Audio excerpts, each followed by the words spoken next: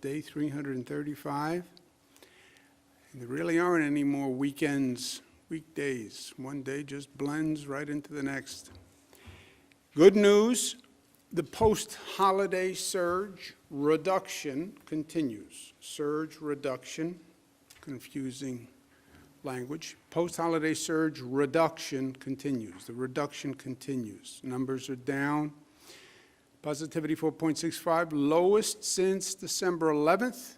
December 11th is where you started to see the holiday surge go up after post-Thanksgiving hangover surge. 151 people passed away. They are in our thoughts and prayers. Hospitalizations down 163. That's good news. That's a big number. ICUs down 41, intubations down 12. Percent of people hospitalized by regions, down all across the state. Finger Lakes, Long Island, still the highest hospitalization rate. Finger Lakes has been a problem for weeks. Long Island for a shorter period, but we've been seeing Long Island problematic relative to the rest of the state. Now you can say, well, Finger Lakes are down, Long Island is down from where it was. True.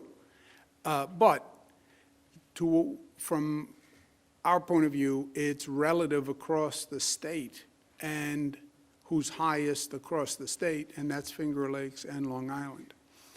Positivity, highest rate, Long Island, Mid-Hudson. In New York City, the Bronx, and that has been a continuing trajectory. Staten Island has made good progress. Manhattan has always been low. Again, it's fascinating when we have the time and go back to look at the behavior of people in communities during COVID, because that's what is determining these numbers. If you look at the positivity decline, we were 7.9 January 4. That was the high point. That's the collective Thanksgiving, Christmas parties, Hanukkah parties, Kwanzaa parties, gatherings, celebrations, New Year's Eve, New Year's Day, Buffalo Bills game excitement. 1.4 is the high point, 7.9, we're down to 5.3. So we had discussed this, we were expecting this surge, and we handled it, and we're on the other side of it. You also see it in the number of hospitalizations that are dropping. The experts, in quotes, those are air quotes, because I don't believe anyone really knows what's coming with COVID. And that's been true since day one. They give us their best medical advice, but nobody knows. But the experts say the trend for New York should continue to drop. That's what the expert models are showing. Vaccinations, we've done over 1.7 million vaccinations. It is going very, very well. Total 1.789 first doses, and some people are starting to get their second doses. We have used all of the allocation that we have received for weeks 1 to 6, right? The way this works is we get a weekly allocation. We have used all of the allocation. That means you ran out. No, calm down. I didn't say we ran out. We've used the allocation we've received. We then start to receive the next week's allocation, which comes in during the week. And that's where we are now. We get another 250,000 doses. That's starting to be delivered. So we will start to, we're going to be using that new vaccination allocation. Again, local governments, don't schedule any appointments until you know you have an allocation from the state, which means we get the allocation from the federal government. We then tell the local governments what their vaccination is. Vaccination usage rate, needles in arms, is much higher than it was. Again, we're at 100%, but you still see a differential across the state. And places that are lower than 100%, you know, I'd like to see every region at 100%. We are going to get 16% more doses from the federal government. That is good news. That will come next week. And for the following 2 weeks, we did this on a call with the White House. The governors have been pushing the federal government for months to give us an allocation of what we're going to get in the next few weeks so we can plan. This is incredibly difficult, if not impossible, only to tell me what I'm going to get next week, and then I have to scramble to get the distribution for next week. We now have a 3-week allocation, thanks to the Biden administration, which is much, much better than where we were. So I can then say to local governments, you're going to get 16% more next week and the week after and the week after. Plan on that. Hospital workers, 1A priority. They are still the priority, even though we have a lot of other categories eligible, because vaccinating hospital workers protects hospital capacity. If hospitals get overwhelmed, I am telling you what they're going to say. They're going to say we have a staff shortage. Not that nurses and doctors disappeared, but that they got sick. If they are vaccinated, they won't get sick. Vaccinate the healthcare workers. We're up to 73%, and that is great news. January 18th, we were at 63%. We then did a full court press. I used my most persuasive charm, offensive, to convey to hospitals that they had to get this vaccination done, convey to local governments they had to get the vaccinations done. We went from 63 to 70% in 10 days. That's a point a day. So that's phenomenal progress, and I thank them all very much for doing a good job. Yes, it was urgent. Yes, I said it was urgent, but they responded, and I thank them very much. Again, you see a variation across the state. Some places are higher, some places are lower. 73 is the average, but places that are below, we'd like to see everybody rise up. This is, and there's a variation by hospitals across the state.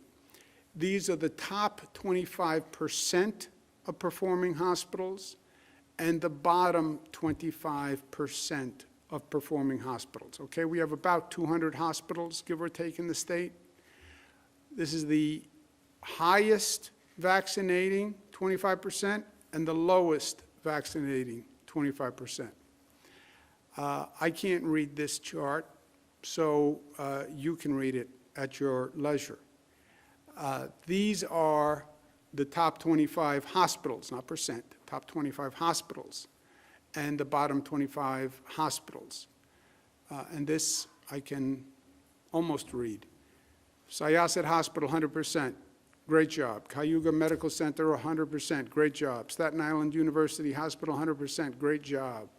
New York City Health and Hospitals, Woodhull, 100%, great job. Northern Westchester, 97, very good. Not great because you're not 100. If you were 100, you'd be great, but 97 is very good. University Hospital Stony Brook, 96, good. Not great. 37%, New York City Harlem Hospital Center. New York City H&H North Central Bronx Hospital, 38%. 40% Montefiore Mount Vernon Health. How do you have some hospitals at 100 and some hospitals at 37%? Please, local departments of health, look into this. I will wager you this.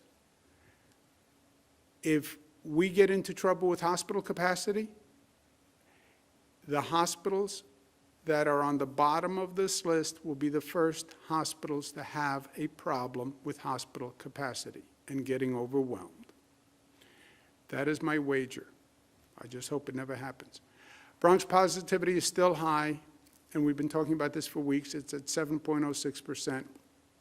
We're going to open a mass vaccination site at Yankee Stadium. You cannot play baseball when you come, but you can come to Yankee Stadium. It is a joint effort. I want to thank the city, Mayor de Blasio, I want to thank the Yankees, Randy Levine. I told him that we would not disturb the grass. Please honor that commitment. Somos Community Care is actually going to operate it. Henry Munoz, who's done a fantastic job for this state, I want to thank them very much. And the National Guard will be constructing and administering the site. And I want to thank all the National Guard people who I've been out there with them many, many times through COVID and many other emergencies. They do a great job. And when I ask them to come out, I go out and I join them, and I'm going to join them at Yankee Stadium. I'm going to be more of a construction supervisor, manager role. Not that I won't do the heavy lifting. Dr. Zucker is going to do a lot of the heavy lifting, poles, tents, but I will do the supervising of the operation. Any local government that needs help in providing social equity efforts, let us know. There's 2 issues on social equity. People have to have access, poor communities, Black community, Latino community, and they have to accept it and get past the vaccine hesitancy, which we are seeing, and it is a very real issue, and we've been talking about it for weeks, and we expected it, but it is a very real issue. But any local government that wants a specialized effort, we will work with them to do it. Overall, we're reopening the economy and we're protecting public health. We said it was never one or the other, it was always both. So it's smart and safe. It's following science and following data. You watch those numbers and you react to the numbers. What is happening with the positivity, what's happening with the new cases per capita, what's happening with the hospitalization rate, and adjust the economic valve as follows. New York City, we went from 7.1 in January. That was our high point in New York City. It was the high point across the state. That was the post-holiday surge high. We're down to 4.9%. And again, all the models project that number to continue to drop.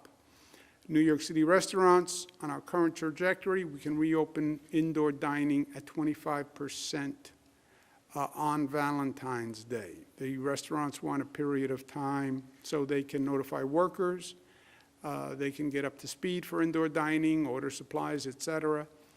So we're saying indoor dining 25% on Valentine's Day.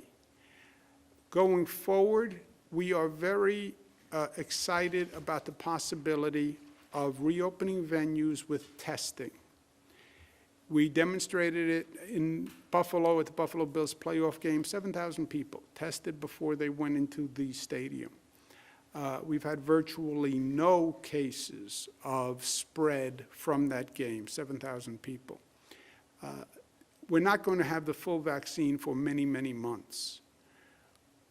In New York, we want to use testing as the key to reopening events. And we tested it in Buffalo, and we want to start to extend it.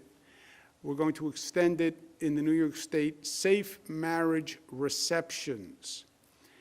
Promise of marital bliss is returning. All patrons who attend the event will be tested. You can have 50% capacity of the venue, up to 150 people. It has to be approved by the local health department, and this will go into effect March 15th. We are developing more rapid testing capacity all across the state. We're also developing an app which a person, once they receive the test, can have on the app. So we're excited about this. We're also developing guidance, much like marriage receptions, for events where you can do testing and you can do monitoring, and the local health department can regulate it. So New York says, I do. I don't want to create any pressure for anyone, especially undue pressure. I don't want to create any personal pressure. I don't believe that's government's role to create personal pleasure, but here's an idea that you may want to consider.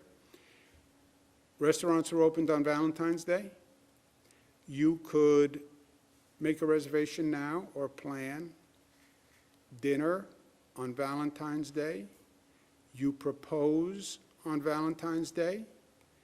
And then you can have the wedding ceremony March 15th, up to 150 people. People will actually come to your wedding because you can tell them with the testing, it will be safe. Everybody there will have been tested and everybody will be safe. Because for a lot of these venues, I don't believe it's about the government restrictions. I believe if I said today, movie theaters can open to 100%, I don't believe people go. I believe people have to be confident that it's safe. And if you can say everyone in this reception is going to be tested. So, again, no pressure, but it's just an idea. Get engaged on Valentine's Day, on the restaurants reopening, and March 15th, you can have the wedding, 150 people. New York State is exploring a low-cost New York State engagement ring that we would actually make available. It has a little heart on it, little I love New York, little COVID remembrance. That's not true. General caution on all of this, we make decisions based on facts, based on the numbers. New York City numbers down. These numbers are now down. But facts change. It sounds inconsistent. We like to think a fact is always a fact. No, facts change. COVID facts change dramatically, and they change often. There's now another new term in the COVID lexicon, variants of interest. Variants of interest. That's a new one. Variants of interest refers to these new strains that are popping up that we are just learning about, the UK strain, the Brazil strain, the South Africa strain, and medical experts are saying these strains could take over, they could be dominant, they could increase the infection rate. 6 weeks, you could have a dominant UK strain that could increase the infection rate. South Africa strain may be more resistant to a vaccine. I understand all the possibilities. And if there are facts, and if the facts change, then we will have a different situation. One state response that is a given, basically our precaution, if any area's hospital capacity hits 85%, then we go back to restrictions, right? Because hospital capacity is the red line. That's when you're in the danger zone. Hospital capacity, that's why I'm so persistent on the vaccination of healthcare workers. But we are subject to the facts if the facts change. I mentioned this the other day. I had a conversation with one of my daughters who has all sorts of what-if scenarios. What if it's true about the UK variant becomes dominant? What if the South Africa strain is vaccine resistant? What if the Brazil strain connects with the UK strain, connects with another strain? What if this, what if this, what if this? Yeah, there are possible scenarios that could develop that are problematic. That is true.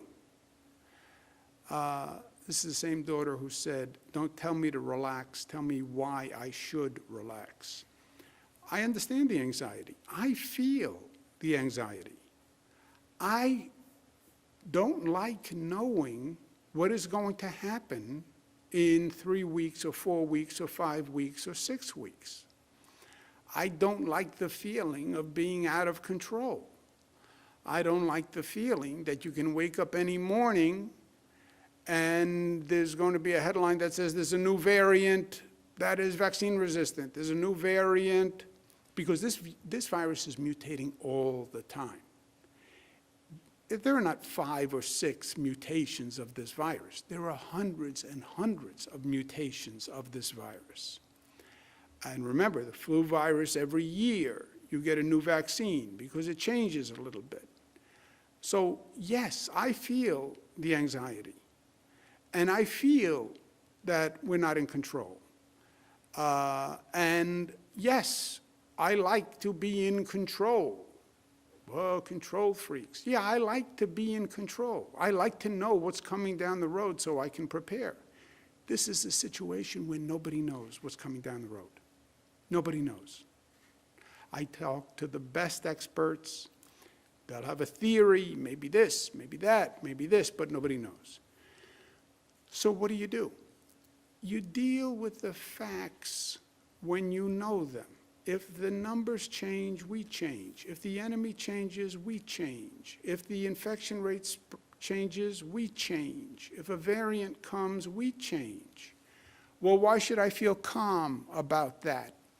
Because we have proven multiple times that we can manage changes that develop.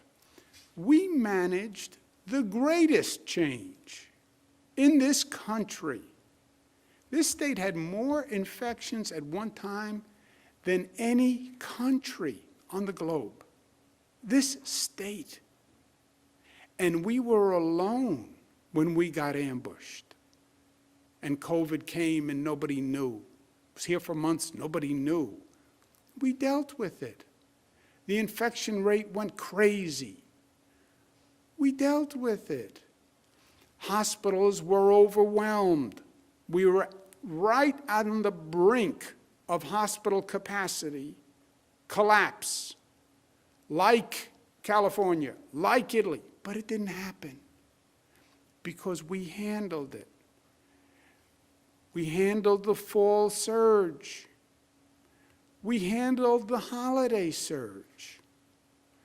If the facts change, we will handle it. Should it relax us? No, it doesn't relax me. But I believe whatever happens, we can manage it because we have already managed the worst that has happened in this country. So I'm confident that if the facts change, the circumstances change, we will manage it. I can't predict what it will be, but I am confident that whatever it is, we can handle it. The reality on the vaccines, all of this is subject now to the production capacity of private drug companies and the United States' ability to procure. It's not about distribution. We have far more distribution capacity than we have supply. We have thousands of distributors and more distributors that can be brought online. The question is not really supply. The most accurate way to say supply is it's a question of production. United States government right now is a pass-through, right? You have private drug companies producing Pfizer, Johnson & Johnson, hopefully, Moderna, Novavax. They're producing.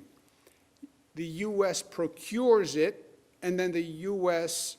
sends it to us. But the faucet is the private production. We'll distribute all that we receive. But even with President Biden's new announcement of increase, which is very welcome, it's 6 to 9 months to get enough vaccine to vaccinate people in this country. I think President Biden, the federal government, should now consider the Defense Production Act. We went through this in the spring, and we paid a very high price for it. When we ran out of PPE, and we ran out of reagents for testing, and we ran out of Q-tips. They call them nasal swabs. I call them big Q-tips. And we ran out of ventilators.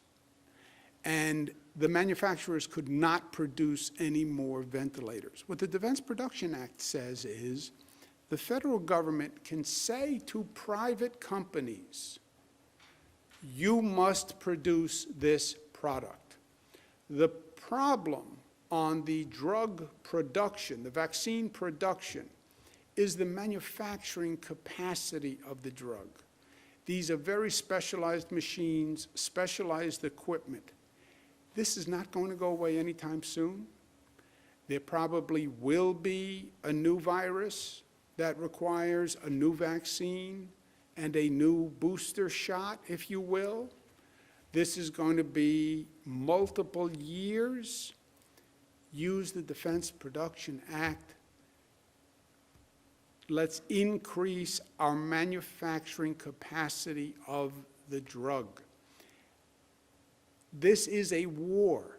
The Defense Production Act was used in wartime. That's what the previous administration said to me. Well, that's for wartime. This is wartime. COVID is a war. More Americans died from COVID than World War I, World War II, Korea, Vietnam combined. So yes, we are at war. Use the Defense Production Act, because this is not about the next 6 to 9 months. This is about the next 2 to 3 years. New York State needs federal fairness. They're discussing the COVID relief package now. We need $15 billion in federal relief, and we need SALT repealed. On the COVID relief, finally, President Biden, thank you, put in state and local financing, $350 million. The governors, Democrat and Republican, have been calling for that for over a year. We need 15 of the 350. We need 15 of however they make the sausage between the Senate and the House. We need $15 billion in federal relief. And this is a fair request. New York State was ground zero. New York State had a different problem with COVID than any other state. That is a fact. Yes, I am the New York governor, and yes, I fight for the people of New York. That is my job. I represent the people of the state of New York, and I will fight for them and advocate for them. But I have no problem saying to any governor in this state, which I have, New York had a different problem than you had. New York was ambushed. New York got hit harder. New York was hurt by the federal negligence for letting the damn virus come here without telling us. New York lost more people. New York was the laboratory for all the other states to watch, so they had notice. New York was ground zero. We expect fairness from the federal government, but we also demand fairness from the federal government. And to my federal colleagues, congresspeople, senators, there are no excuses now. You are in charge. You are in many ways executives. The buck stops with you. Democrats control the Senate, Democrats control the House. We have a Democratic president. This is a different time in history. There is no one to point the finger to. We need you to deliver for New York. And when it comes to SALT, SALT was just a political theft. What they did in the federal government was they increased our taxes and they gave it to Republican states because they had Republican control.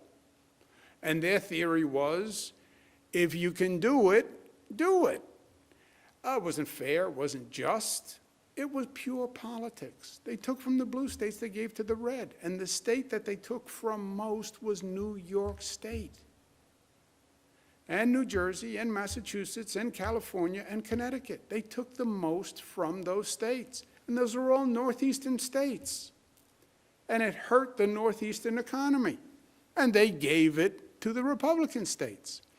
Every Democratic congressperson, every Democratic senator said it was an outrage and we'll fix it.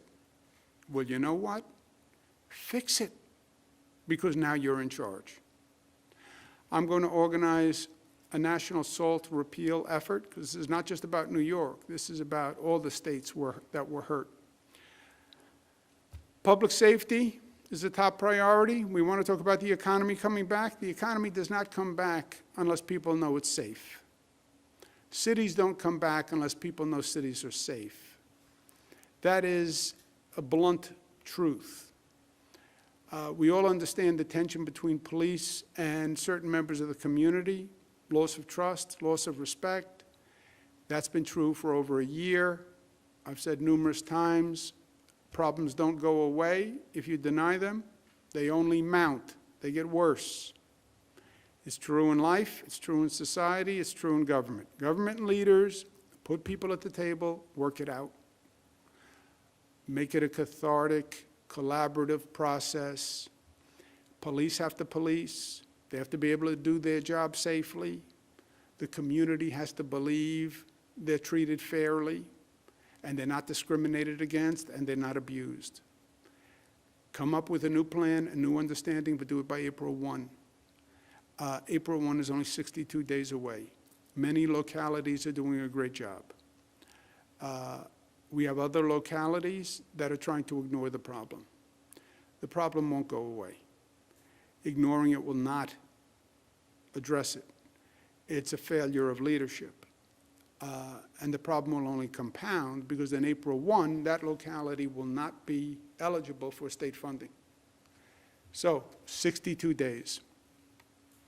Bottom line, the vaccine is scarce. Everybody wants more.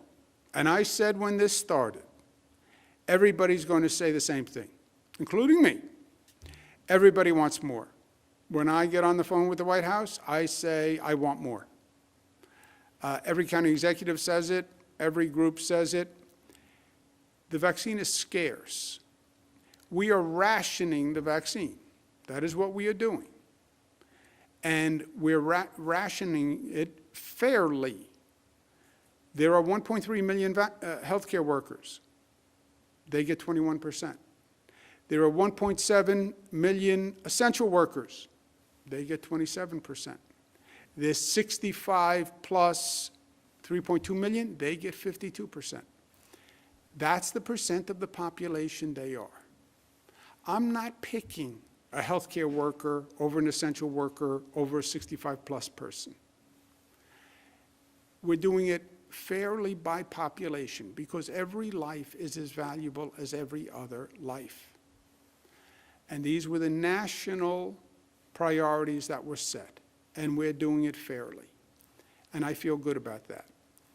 I'm saying to my local colleagues, don't play politics with vaccines. Don't play politics in this moment.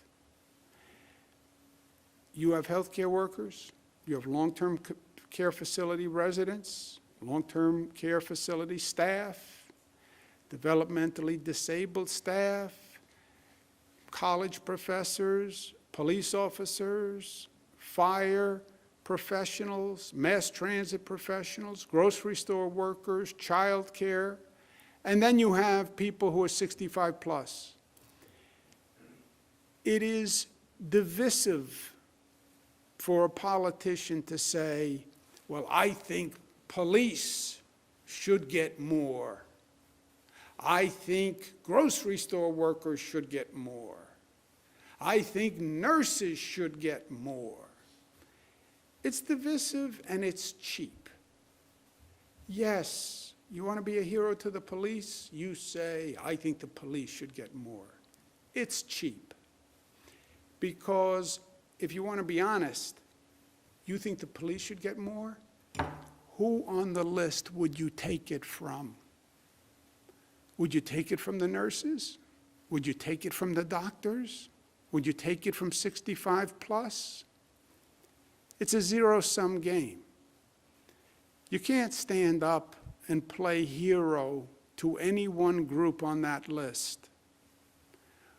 If you have any sense of honor or integrity, where would you take it from? I believe healthcare workers should get more. I believe developmentally disabled workers should get more. I believe school teachers should get more. I believe first responders should get more. I believe the subway and bus drivers should get more. I believe grocery store workers should get more. Yes. I believe daycare workers should get more. Yes. But if you want to say, well, they're not getting their fair share, then say at the same time who you would take it from on that list. Otherwise, you're playing politics, you're dividing people, you're scaring people, you're upsetting people at a very delicate time. We get 300,000 vaccines per week to do 7 million people. You can't do every one group. At least do it fairly. Political extremism is a problem in this country. We've seen it in Washington, D.C. They're now doing investigations.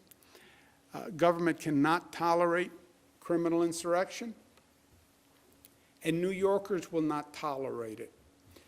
There are levels of extremism. What happened in Washington did not just happen overnight. It developed, and you could see it increasing over time. It was a building storm, and it starts with ugliness and threats on the internet, anonymous threats. We should confront them, we should get them, we should attack them. The internet, social media can really be a breeding ground for a lot of positive, but also for a lot of hate. And it builds. I see it here in New York on the internet. This building ugliness. Once you start to light fires, don't be surprised when the fire is out of control. That was the lesson of what happened in Washington. And that was the lesson that I hope many of the extremists learned in Washington. Unfortunately, I don't think they did, because we see it here in New York. First of all, the law is the law, and in New York, I will never allow the insurrection that happened in Washington, D.C. That made a mockery of law and order, and that was a disgrace to democracy and to every citizen of this nation. Second, when you see the ugliness being fomented for selfish political reasons, often, everybody should condemn it. Everybody should condemn it. There are no secrets in life. We know who spreads the ugliness on the internet. You can think, I'm anonymous, Capital Watch. You're not anonymous. People know who you are and who you work for. And any decent elected official, I don't care, Democrat or Republican, you want to have differences, have differences. I represent Democrats and Republicans. But don't get ugly. And don't get ugly now when society is so fragile and personalities are under such stress. Times of extreme pressure show us who we are. Times of pressure reveal the true character in people. I believe that.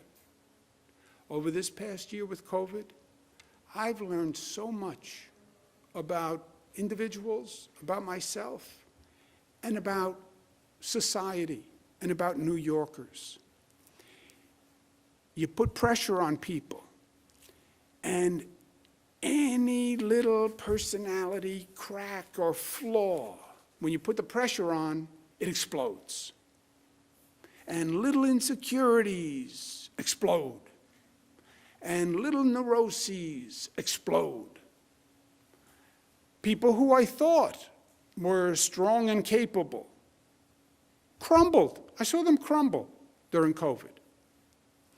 At the same time, you put the pressure on, you put the stress on, it solidifies the stone. It makes some people stronger. And I've seen people rise up and really respond to their better angels. New Yorkers, by and large, did that. That's how we beat COVID. You see the beauty in people, and you see the ugliness in people. It is disturbingly exposing. Find your best self in this moment. And let's all of us applaud each other when we find our best selves. And let's strive for that. That's what we mean when we say New York tough. Not tough the way they always think. Yeah, we're that. Yes, we are tough. But we're more than just tough. We're smart. We are united. We're disciplined. And we're strong enough to love. That's what we have to find in this moment. And that's what we have found. And when you don't see that, speak up. Speak up. This is our ethos, and this is our morality, and this is what we expect from each other, to be New York tough. And if you're not, speak up. Questions? Thank you, Governor. If you would like to ask a question, please use the raise hand function at the bottom of your window. We'll take a brief moment to compile the Q&A roster. Governor, your first question comes from Chris Ravadas from WIVB. Chris, your line is now open. Please unmute your microphone. Good afternoon, Governor. Why should it take a report from the Attorney General for the state to release the number of nursing home residents who died in a hospital, which is a number that we've been looking for quite a while? Let me ask Dr. Zucker first to respond to that. Sure. Thank you, Governor. There are a few key points here that I'd like to make, which is that we've always been transparent on the number of nursing home deaths that were reported in the facility. We've always said those are the in-facility deaths. And we've also said that there have been hospital deaths. Back in August, we said that we would get the legislature the number, and we were working on that, particularly in anticipation of my budget hearing, which is coming up next month. But when I saw the Attorney General report, I decided that we need to finish that up quickly and get these numbers out in real time. The other key point, and this is a very important point to emphasize, is that the total number of deaths does not change. That number has not changed, and we put that out. And to misrepresent that number actually is factually inaccurate. And so in the report, when I saw that that was there, I said that when they said there was undercounting, that's just factually inaccurate. We wanted to get that out. And Governor, as you have said on all of these presentations, reporting the number of deaths is always the hardest number to report out there, and we wanted to be sure that those numbers were accurate. Thank you. Yeah, if I just also remember the context here. The report affirmed everything the commissioner said. Where this starts is, frankly, a political attack from prior federal administration, HHS, their great spokesperson, Michael Caputo, who's Roger Stone protege, who said we had more nursing home deaths in New York because of something that the state health department did. This report affirms everything the commissioner said for the past year. The State Department of Health followed federal guidance by CMS and CDC. Commissioner said no not-for-profit nursing home was forced to take anyone. Report confirms that. If they took a person who they could not care for, a COVID-positive person, they violated the law. The report says that.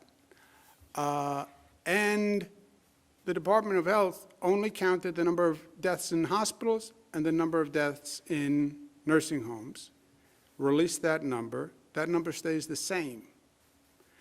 Well, how about people who were transferred from a hospital back to a nursing home?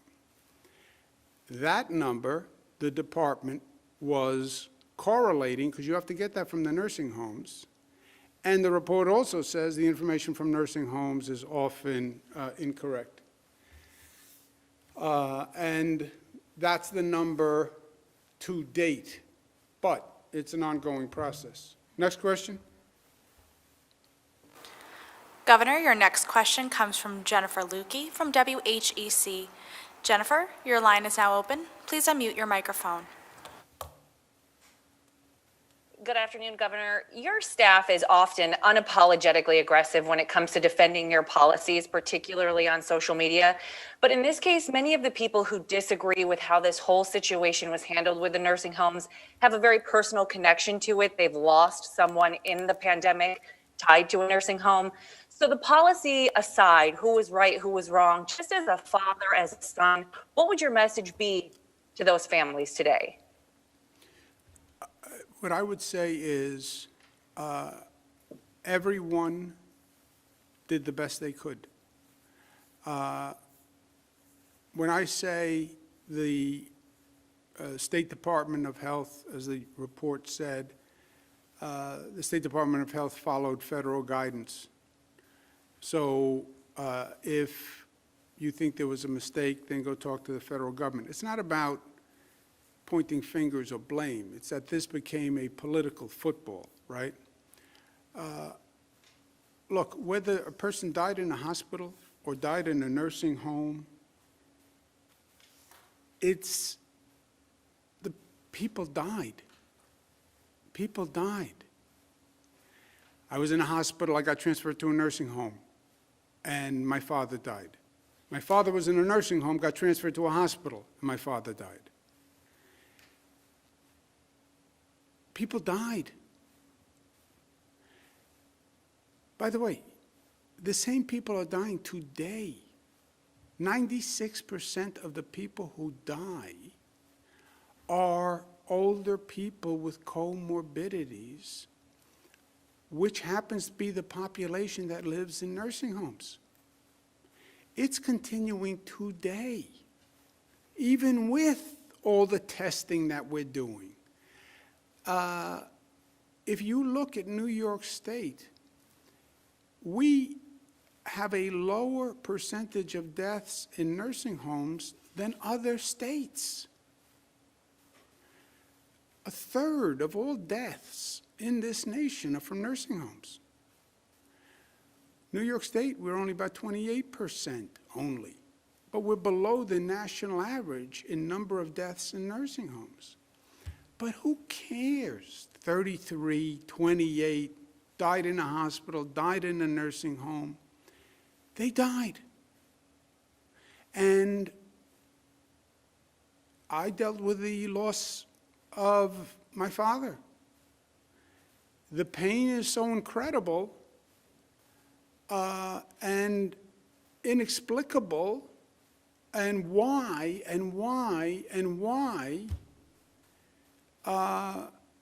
It's a tragedy. It's a tragedy. And I understand maybe the instinct to blame or to find some relief for the pain that you're feeling. But it is a tragedy, and it's a tragedy that continues today. I believe everybody did the best they could. I believe the federal government, CDC, I believe they gave the best guidance they could. I believe they give the best guidance they can today. I believe the State Department of Health, they gave their best guidance and made the best decisions on the facts they had. But it doesn't mean people didn't die, and it doesn't mean people won't die today, and people won't die tomorrow. And it doesn't mean that I'm not going to get up here tomorrow or Monday and read a death number on that screen and think about the 100 people who died and then the hundreds of family members who were home crying that day. And that's going to continue. That is the curse of COVID. Can you protect old people with comorbidities from COVID? Totally? No. No. If we could, it would be over. If it wasn't over last year, it would have been over by now, right? It's still not over. So I understand the pain. I understand the search for answers. But it was a tragedy. And I feel the anguish and I feel the pain. And I get the anger. My father died. I wish I had someone to blame. It would have made me feel better, maybe. But they're in my thoughts and prayers. I believe, why COVID? Why did God do this? I don't know. I don't know. But it was cruel and it was terrible, and it still is.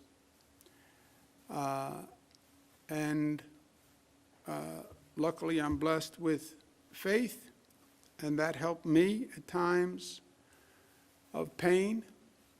But my heart goes out to each and every one, and I feel it personally. And everybody should know it's not because, and when I do the death numbers on Monday, it's not because everyone didn't do everything they could to prevent it. Next question. Governor, your next question comes from James Ford of WPIX. James, your line is now open. Please unmute your microphone. Thank you, Governor. Appreciate the time. Regarding the lifting of the indoor dining ban in New York City, some restaurateurs say that 25% capacity still isn't enough to save their businesses. What's your message to them?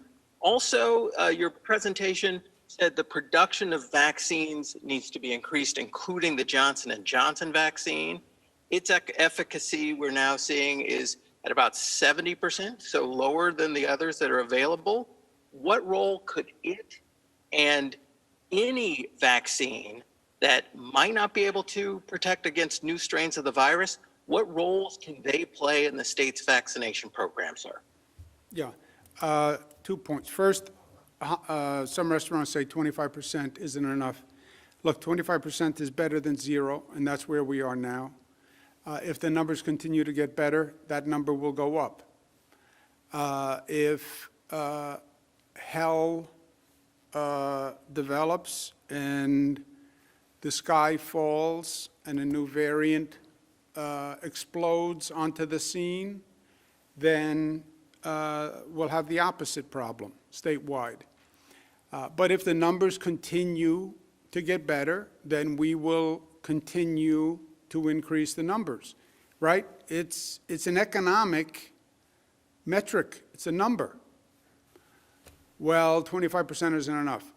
You can't find the business owner who will say they don't want to do more. You won't find a school that says they don't wish they could be at 100% occupancy. You won't find a theater that says they won't be at 100%. They'd rather be at 100% occupancy. That's true for every business in the state. That's true for every business in the country. That's true for every country on the globe. If you ask people, well, do you want to get COVID? Every person will say no. All right, so balance those two facts, right?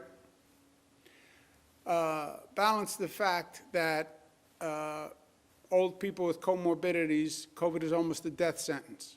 Balance those facts, and that's what we're trying to do. So 25%, if the numbers keep coming down, then we would increase to 25%. On Johnson & Johnson, let me just make sure we're clear. I'm not commenting on any one drug's efficacy or effectiveness. I don't believe Johnson & Johnson is even approved yet. It's supposed to be in the pipeline to be approved. It has certain advantages, single dose, no cold storage, which is a big deal. But I don't know, we're not in charge of, I have no knowledge about the efficacy against strains, how it compares to Pfizer, how it compares to Moderna. My point is, what the Defense Production Act allows a president to do is increase manufacturing capacity. And I think we're going to have to increase manufacturing capacity for the best of these drugs to get to scale.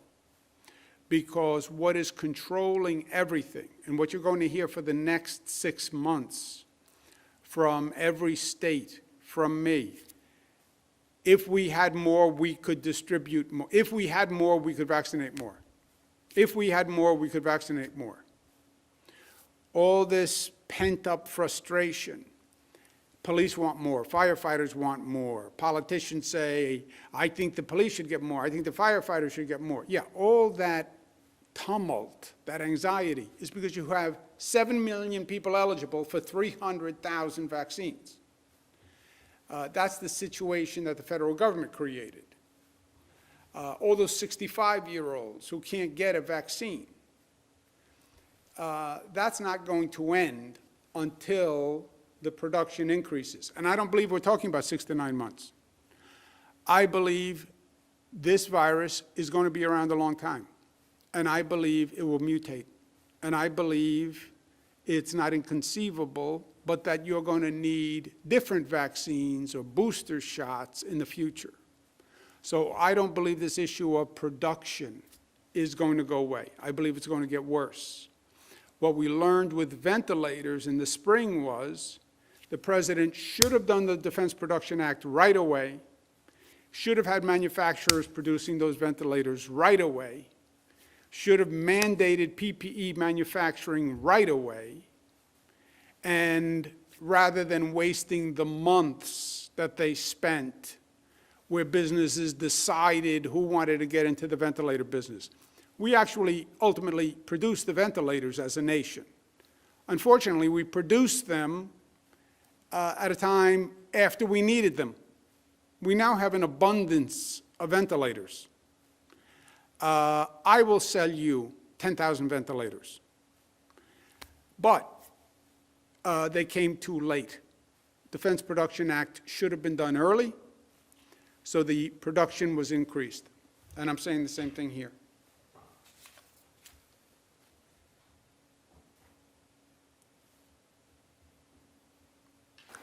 Next question, operator. Governor, your next question comes from Julia Papa of 1010 Wins. Juliet, your line is now open. Please unmute your microphone. Okay, thank you. Good afternoon, Governor. Actually, I have 2 questions. Why did you count hospital deaths separately from nursing home deaths? And going forward, is there a plan to do that differently? And also, given the success of the Buffalo Bills game and testing and allowing wedding receptions, what are your plans for baseball and for Broadway?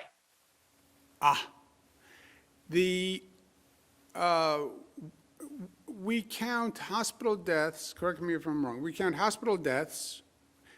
The Department of Health counts deaths in the facilities where they occurred.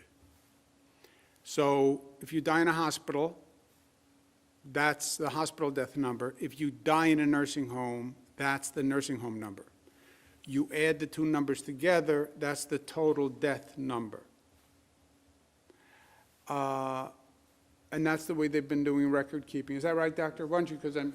Sure. The governor is correct about that. And you have to remember historically, when this began, most people were dying in the hospital, right? Initially, before we had the situations in the nursing homes, people were transferred to the hospital, and then we were tracking the hospital numbers. And then we realized that people were dying in the nursing homes, we tracked those numbers. But it's important to know where someone dies and to put that down. As the governor said, we track both of them, and then we add them together. And then one other quick point that I want to make. If you all recall, since the beginning of this pandemic, the federal government never gave any state clear guidelines on how they should be reporting anything, frankly.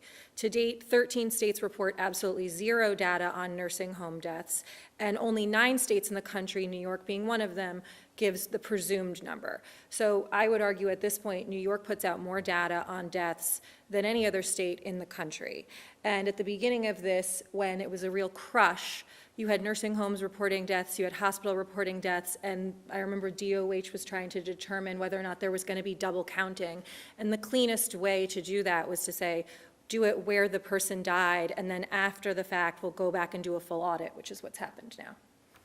But you're right, Julie. The numbers, the bottom line number doesn't change. You die in a hospital, you die in a facility, you add that together, that's your total number. Well, we want to look at sub-numbers. How many went from a hospital to a nursing home? How many went from a nursing home to a hospital? How many were in both? They're talking about sub-numbers within the total number. Again, we started with this theory that the State Department of Health did something wrong when it came to nursing homes, but the report says, as a matter of fact, they didn't, which is what the commissioner said all along. The baseball theaters, first we have a whole pop-up arts program, which is going to operate separately, which is going to jumpstart the arts, especially in New York City. And I announced that in the State of the State. I'm going to have more to say about that in the next couple of weeks, but that's going to be exciting. That is, how do you jumpstart the arts in a specific sort of one-off way, right? Just to get the energy back up and the entertainment back up, and you have actors who haven't worked in a long time and musicians who haven't worked. So finding venues that are safe, outdoor venues, very creative. And that's the pop-up arts effort we're going to have. On theaters, baseball season, first you have to look at where we are with the overall trajectory and the numbers, but I believe this testing before has a lot of promise. And it can't be we wait for the vaccine because it's too long. And my argument has been, and we tried it with the Buffalo Bills, if you test people before they go in and you know they're negative, then you have a certainty about the virus, right? If you don't have it, you can't spread it. And Buffalo Bills was sort of an extreme demonstration because it was 7,000. Now, it was outside, but it was 7,000 people. We're now applying that to marriage ceremonies. 150 people, 50%, but you're tested, but the local health department approved it, monitored it to make sure you were tested. Could you start to apply that to different venues? I say yes. What do you need? More rapid testing, which we're working on, and proof that you took a test. But I think the rapid testing is going to be a key to reopening the economy. Next question, operator. Anyone have anything to add? Anything I said, misstatements of facts? Too much pressure on the marriage with the Valentine's Day? Sorry, bad joke. Next. Governor, your next question comes from Dave Evans at WABC. Dave, your line is now open. Please unmute your microphone. Governor, can you hear me? Yes, sir, Dave. How are we doing? Hey, I like your Valentine's Day idea, but I wanted to ask about, if I could for a second, jumping back to the nursing home. My question is, when we look back at that period of May, June, and July, when the deaths were so high, and folks weren't segregated when they came from the hospital back to the nursing homes, do you wish that things had been handled differently, that you had better guidance from the CDC or from the health department that things were handled differently? Well, Dave, let's make sure we're clear on the facts. The federal guidance said that people who were in hospitals but who were presumed not contagious could go back to a nursing home, which could handle them. Not all nursing homes can handle them. And the nursing home had to, by law, say that they could handle those people. Now, the OAG's report in the Department of Health has said if a nursing home accepted the person and couldn't handle the person, then they violated the law. And that has to be justified, because that's not just during COVID. That's a nursing home should never take a person who they can't handle. That's an ongoing concern, because if they accept a COVID person, do they accept a person with pneumonia? Do they accept a person with any disease that they can't handle appropriately? But do I wish this never happened, Dave. I wish none of it happened. I wish there was no COVID. I wish no old people died. I wish I didn't have to call out National Guard who got sick, some of whom got sick and died. I wish I didn't have to ask essential workers to leave their homes, bus drivers, some of whom got sick and died. I wish I didn't have to ask the nurses and the doctors to work around the clock and deal with hell, some of whom got sick and died. I wish none of it happened. That's what I wish. Melissa? And if I could add one other thing on this point, what we found when we went back and looked at this data was that between March and June, 37,500 staff members who worked in nursing homes had COVID during the period of those months. And one of the earliest misconceptions and mistakes from the health community was this perception that asymptomatic spread was not going to be a problem. And so that was something that we've learned from and that we've made dramatic changes on in terms of mandating testing in facilities. When the COVID positivity was lower over the summer, it was once weekly. We're now back up to twice weekly statewide. And the unfortunate thing about this virus and the people that it preys on is that every day, roughly 40% of the people that we're reporting in that death number still come from nursing homes, despite twice weekly testing, despite the vaccines that's going on right now. Those numbers are still continuing to be that high. And when you look at it nationally and you see that 35% of all deaths in this country, of the 430,000 deaths, are nursing home deaths. This is something every state in the country continues to struggle with. It is a tragedy for every family who comes into contact with this virus. You look just across the border in Pennsylvania, 11,170 nursing home deaths. Their population's obviously lower than ours. Their overall COVID death number is obviously lower than ours. Florida, 9,328 deaths, whereas their overall COVID number of deaths is lower than ours. They weren't hit in the spring. And so this is a virus that is very difficult to tackle. It's a virus that's very difficult to control once it gets into this population. And the only model that we've ever seen that's been completely successful in keeping COVID out of nursing homes was there was this one study that was done of a nursing home in France where they literally hermetically sealed it and didn't let anyone go in and out, and the staff lived there. And short of that, this is something that is very difficult, although we all get up every morning striving to do better and striving to make sure that these nursing homes are doing better for the families that they serve. Yeah, and Dave, let me add something else. What do you wish? When I say experts, in air quotes, it sounds like I'm saying I don't really trust the experts, because I don't. Because I don't. You want to talk about making mistakes. How did COVID come here for 3 months and nobody knew? How did COVID leave China, go to Europe, and come here? And all these federal watchdogs, nobody knew it. How did you let New York sit here for 3 months, receiving passengers from Europe who had the virus and nobody knew? How did you tell us that to spread the disease you had to be symptomatic, which meant the sneezing, the coughing, That's how it spread. Only to do a total 180 degrees later and say, oh, by the way, you can be asymptomatic and spread it. What? That's all the difference in the world. It got into nursing homes because it was here before anyone knew. It was brought in by staff. It was brought in by visitors. Once it was here, they said it was spread by symptomatic people. That was untrue. It was also spread by asymptomatic people.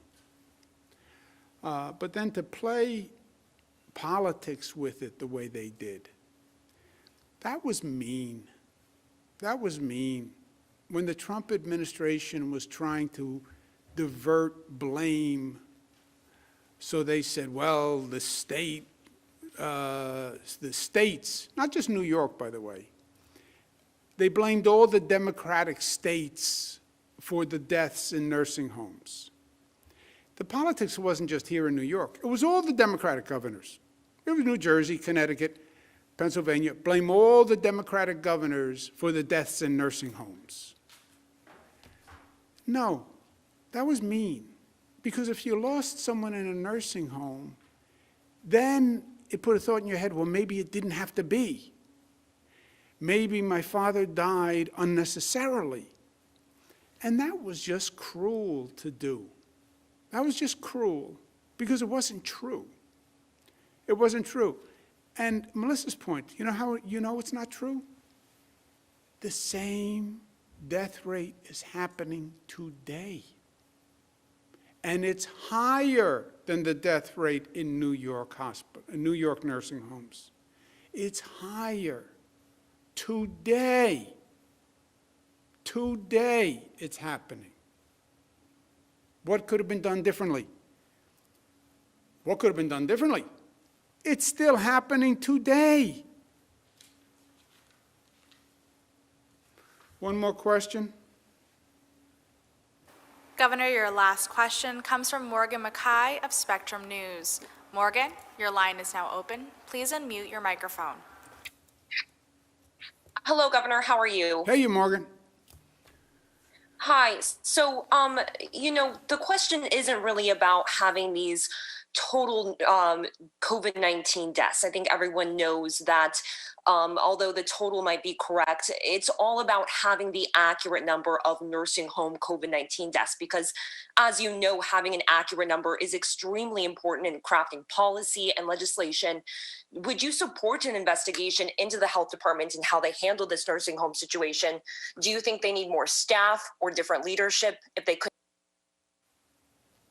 agree that having an accurate number for shaping future policy is important. Third question, you also signed a bill in March that provides immunity for healthcare providers when it comes to COVID-19 cases.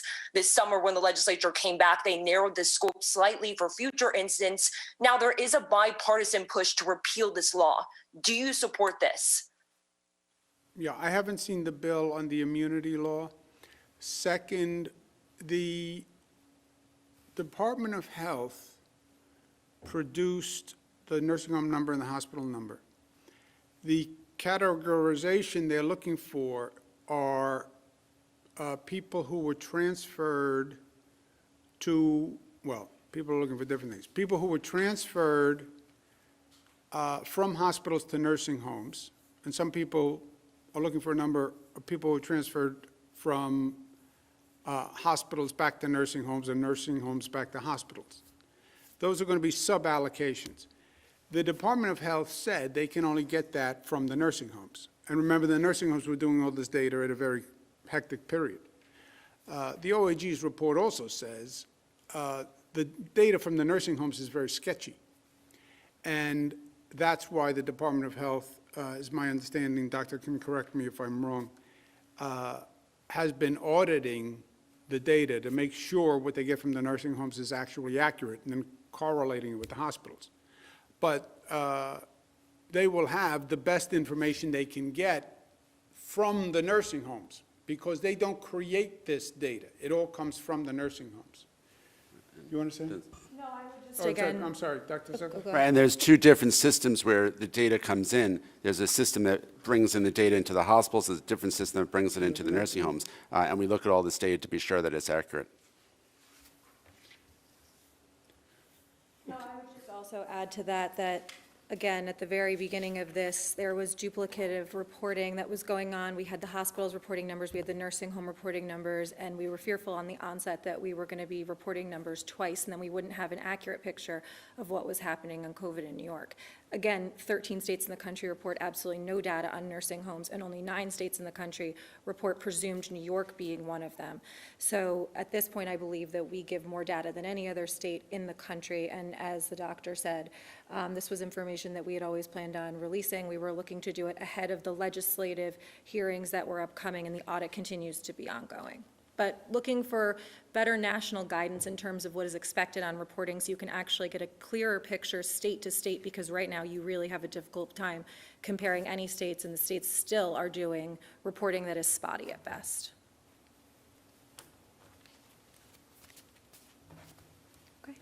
Okay, operator, all of you guys, thank you very much for taking the time today. Have a good weekend, and we will talk to you next week. Thank you.